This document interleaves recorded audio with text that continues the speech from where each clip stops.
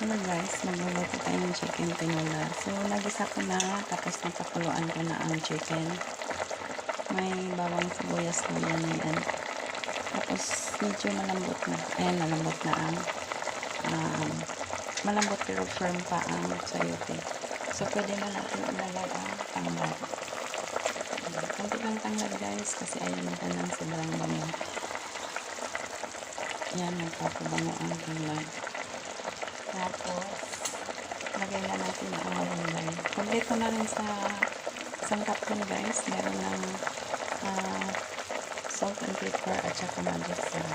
So, lagay na natin ang malunggay.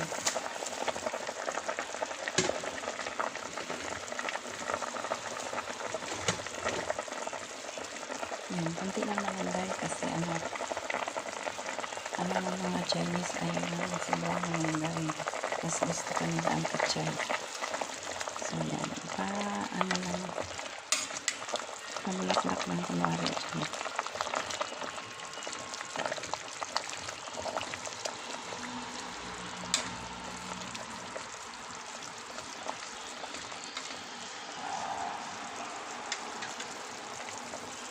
So, kunting kulo na lang yan guys. Tapos, patayin na natin para iserve na.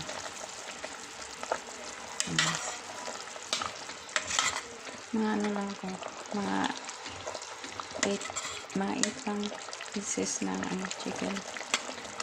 Kasi sabaw lang naman. Sa Chinese kasi ang sabaw hindi talaga more on meat, more on bones. Kasi ang gusto nila dyan malasa. Ang meat nila hiwalay.